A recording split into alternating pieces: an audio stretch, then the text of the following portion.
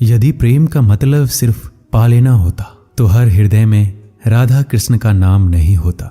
मैं ना तो तुम्हारी महंगी भेंट से प्रसन्न होता हूँ, ना दिखावटी दान दयालुता से। अगर मेरे मन को हरना है तो मुझे प्रेम से पुकारो, मैं हाजिर हो जाऊंगा। प्रेम वो नहीं जो इजहार किया जाए, प्रेम तो वो है जो महसूस किया जाए। प्रेम वो नहीं जो पाया जाए, प्रेम तो वो है जो जिया जाए। सच्चा प्रेम वो होता है जिसमें दूर रहने के बाद भी हर पल दिल में उसी इंसान का नाम हो। प्रेमी का सबसे बड़ा सहारा उसका प्रेम ही होता है। जिस प्रेम में प्रमाण देना पड़े वह प्रेम नहीं है। प्रेम को प्रमाण की नहीं, समझने की जरूरत होती है। जिससे प्रेम करते हो उसे समझने की कोशिश करो। परखने के लिए तो सारी दुनिया पड़ी है। सृष्टि में एक प्रेम ही है जो लाख प्रयत्न करो खत्म करने का, लेकिन वो बढ़ता ही जाता है।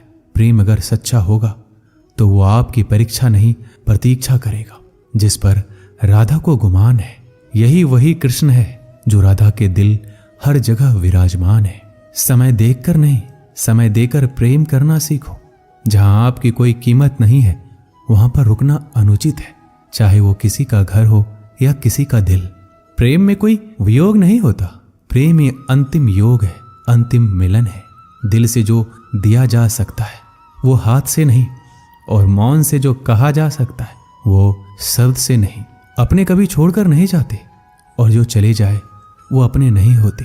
प्रेम सुख के साथ दुख भी लाता है, पर जो उस दुख को सुख समझता है उसका प्रेम शुद्ध और सच्चा है। जब किसी के साथ भूत, वर्तमान और भविष्य समय के विचार आते हैं, बस वहीं से प्रेम का जन्म होता है। किसी से प्रेम करने की कोई वजह नहीं होती। प्रेम तो सिर्फ प्रेम है।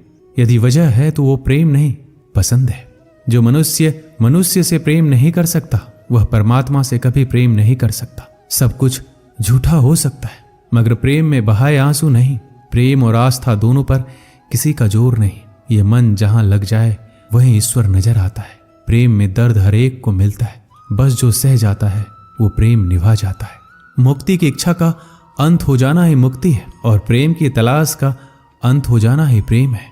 हर एक चीज तब तक सुंदर है जब तक आप उसे प्रेम करते हैं। कभी कभी उनसे भी दूर होना पड़ता है जिनके साथ हम पूरी जिंदगी गुजारना चाहते हैं। जिंदगी में सच्चे प्रेम का मतलब सिर्फ वही जानता है जिसने कभी सच्चा प्रेम करके खो दिया हो।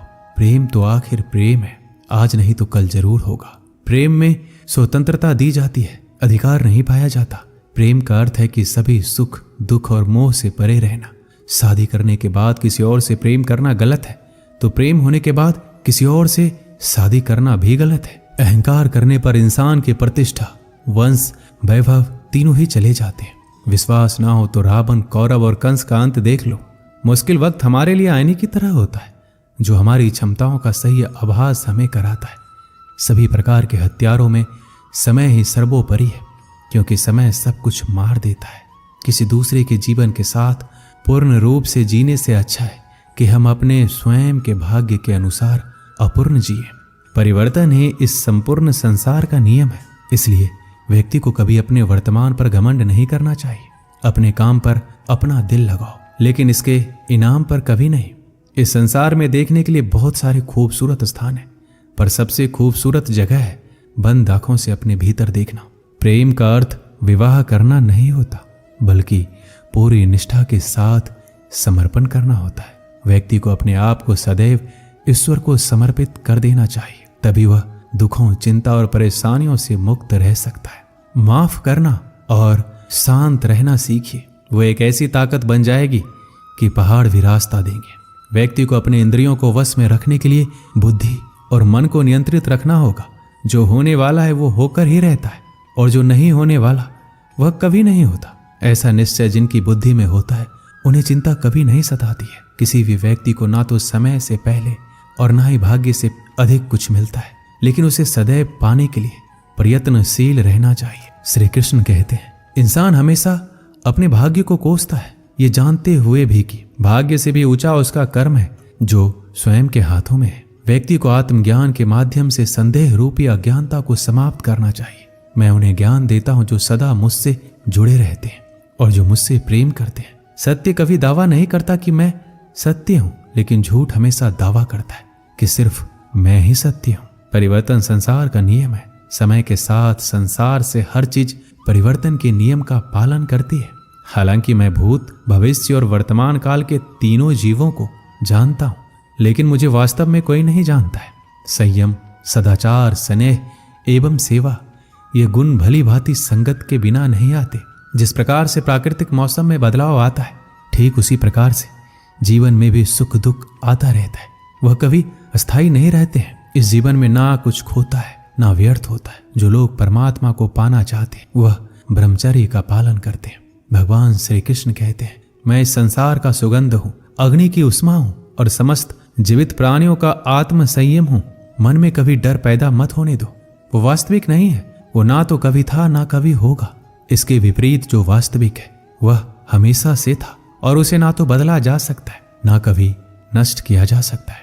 गीता में उन लोगों के लिए संदेश दिया गया है जो लोग अपने मन को काबू में नहीं रखते।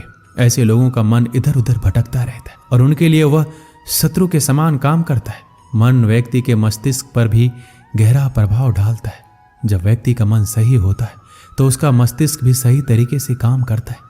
इसलिए अपने मन को हमेशा काबू में रखिए। श्रीमद् भागवत गीता में श्री कृष्ण ने उपदेश दिया है कि हर मनुष्य को खुद पर पूरा भरोसा रखना चाहिए, क्योंकि जो लोग खुद पर भरोसा करते हैं वो निश्चय ही सफलता हासिल करते हैं। वह इंसान जैसा विश्वास करता है वो वैसा ही बन जाता है। श्री कृष्ण कहते हैं, जो लोग दूसरों की भलाई पर ध्यान नहीं देते, सिर्फ अपना मतलब साधने में लगे रहते, उन लोगों का कभी भला नहीं होता। आपको बता दें कि इंसान का स्वार्थ उसे अन्य लोगों से दूर ले जाकर नकारात्मक हालातों की तरफ धकेलता है, जिसके चलते व्यक्ति अकेला रह जाता है। वहीं गीता में यह भी कहा गया है कि स्वार्थ शीशे में फैली धूल की तरह है, जिसकी वजह से व्यक्ति अपना प्रतिबिंब ही नहीं देख पाता। वहीं अगर आप चाहते हैं कि आप भी अपना जीवन खुशीपूर्वक व्यतीत करें, तो इसके लिए ये जरूरी है कि आप अपने स्वार्थ को कभी अपने पास नहीं आने दें, क्योंकि स्वार्थी मनुष्य दोस्ती भी सिर्फ अपना स्वार्थ निकालने के लिए करते हैं। जीवन में कभी किसी से अपनी तुलना मत करना। आप जैसे हैं सर्वश्रेष्ठ है। यहाँ कोई किसी का नहीं, सबको मतलब की बीमारी है। समय नहीं रुकता। यदि आज बुरा चल रहा है तो कल अवश्य अच्छा आएगा। आप केवल निस्वार्थ भाव से कर्म कीजिए और वही आपके हाथ में है। परेशानी आए तो ईमानदार रहे, धन आए तो सरल रहे, अधिकार मिले तो विनम्र रहे और क्रोध आने पर शांत रहे। यही जीवन का प्रबंधन कहलाता है। किसी दूसरे को कष्ट देकर हासिल किए गए सुख की उम्र बहुत छोटी होती है। जीवन में खुद की बुराइयां सुनना भी बेहद जरूरी है, क्योंकि रोज तारीफ ही सुनोगे तो कभी आगे नहीं बढ़ोगे। अच्छे कर्म करने के बावजूद भी लोग केवल आपकी बुराइयां ही याद रखेंगे। इसलिए लोग क्या कहते हैं इस पर ध्यान मत दो, अपने कार्य करते रहो। संसार जरूरत के नियम पर चलता है।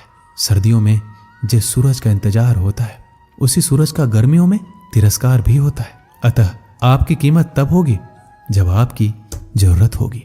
अभिमान को आने मत दो और स्वाभिमान को जाने मत दो। अभिमान तुम्हें उठने नहीं देगा और स्वाभिमान तुम्हें कभी गिरने नहीं देगा। कर्म में विश्वास रखो। आपको अपनी अपेक्षाओं से सदैव अधिक मिलेगा। मांगना नहीं, कमाना सीखो। फिर चाहे इज्जत हो या दौलत, सोच का ही तो फर्क होता है। वरना समस्याएं आपको कमजोर करने के लिए नहीं, बल्कि मजबूत बनाने के लिए आती है। जिस दिन आप अपनी हंसी के मालिक खुद बन जाओगे, तब आपको कोई भी रुला नहीं सकता। अगर कोई आपसे मांगे तो दे दिया करो, क्योंकि भगवान ने आपको देने वालों में रखा है, मांगने वालों में नहीं। समझदार इंसान का दिमाग चलता है और ना समझ इंसान की जुबान। गरीब रहोगे तो कोई ध्यान नहीं देगा। मेहनत करोगे सब हंसेंगे और कामयाब होंगे तो सब जलेंगे। ताकत अपनी शब्दों में डालो, आवाज में नहीं, क्योंकि फसल बारिश से उगती है, बाढ़ से नहीं। याद रखना, अच्छे वक्त को देखने के लिए बुरे वक्त को भी झेलना पड़ेगा। सेवा सबकी करो, लेकिन आशा किसी से मत रखो, क्योंकि सेवा का असली मूल्य भगवान ही देते हैं। खुद को काट कर भी रख दोगे तो ये दुनिया आपसे खुश नहीं होगी। इसलिए वो करो जो मन चाहे, वो नहीं जो दुनिया चाहे, क्योंकि दुनिया की पसंद को बदलते वक्त नहीं लगता। घमंड के अंदर सबसे बुरी बात ये होती है कि वो आपको कभी महसूस नहीं होने देगा कि आप गलत हैं। जिंदगी में दो चीजों का कभी घमंड मत करना, पैसा और सूरत। गरीबी आते देर नहीं लगती और चेहरा किसी हादसे में बदलते जरा भी वक्त नहीं लगता। जितना कम बोलोगे उतना ज्यादा प्रभावशाली आपके शब्द होते जाएंगे। रिश्तों को जोड़े रखने के लिए कभी अंधा, कभी गूंगा, कभी बहरा होना पड़ेगा। यदि कहने के लिए कुछ अच्छा नहीं है तो चुप रहना एक बेहतरीन विकल्प है। कोई आज तो कोई कल बदलता है। यकीन करो, सब बदलते हैं। दुनिया बड़ी भुलक्कर है, वो तो उतना ही याद रखती है जितने से उसका मतलब होता है। सहारा कोई कोई ही देता है, धक्का देने को हर शख्स तैयार बैठा है। अपनी कमियों को केवल हम दूर कर सकते हैं और कोई नहीं, बल्कि सब केवल इसका फायदा उठाना जानते हैं।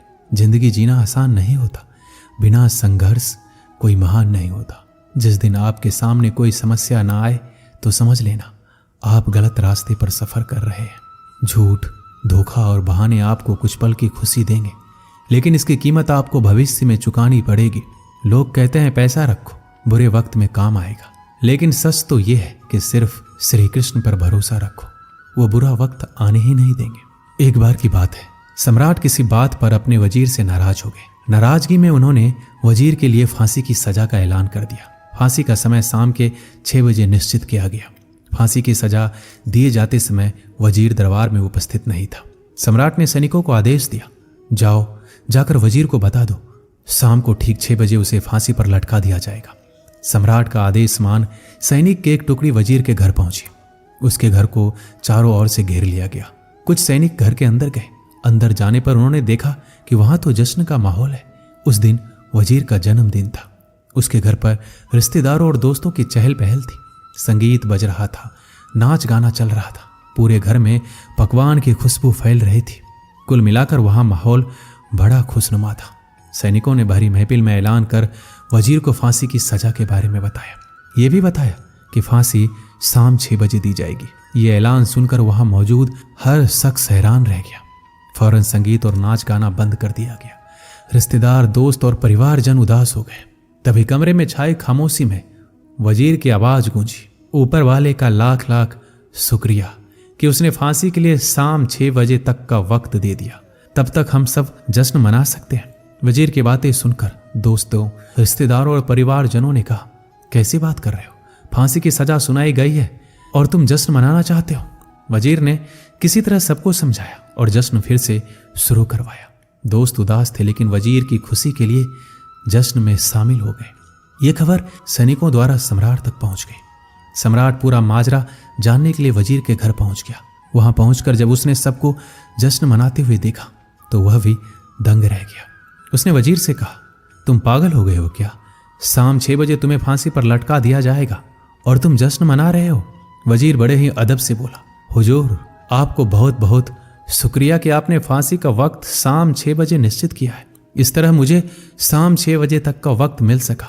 यदि आप मुझे ये वक्त ना देते तो मैं अपने परिवार, दोस्तों और रिश्तेदारों के साथ जश्न कैसे मना पाता? फांसी पर लटकने से पहले मेरे पास शाम तक का वक्त है, तो ये मैं जाया क्यों करूं? मेरे पास जितना भी वक्त है उसे मैं खुशी खुशी गुजारना चाहता हूं। ये बात सुनकर राजा ने वजीर को गले लगा लिया और कहा, जिस इंसान को वक्त की कदर है, जो जिंदगी का हर लम्हा खुशी खुशी गुजारना चाहता है, उसे मौत कैसे दी जा सकती है? उसे जीने का पूरा हक है। तुम्हारी बातों ने हमारा दिल खुश कर दिया। तुम्हारी फांसी की सजा माफ की जाती है। दोस्तों, इस कहानी से हमें यही सीख मिलती है, जिंदगी खूबसूरत है, इसका हर लम्हा खुशी के साथ गुजारें। यह जरूर है कि जिंदगी में कई बार मुश्किलों से भरा वक्त सामने आ खड़ा होता है और हम परेशान हो जाते हैं। ऐसे में हम जिंदगी जीना ही छोड़ देते हैं। मुश्किलों से हारे नहीं, उसका सामना करें और खुशी के साथ करें। जो भी समय आपके पास है उसका पूरा सदुपयोग करें। ये जिंदगी बार बार नहीं मिलने वाली, इसे खुलकर जिए। दोस्तों, इस वीडियो में बस इतना ही। मिलते हैं अगले वीडियो में। अपना ख्याल रखिएगा। जय श्री कृष्ण।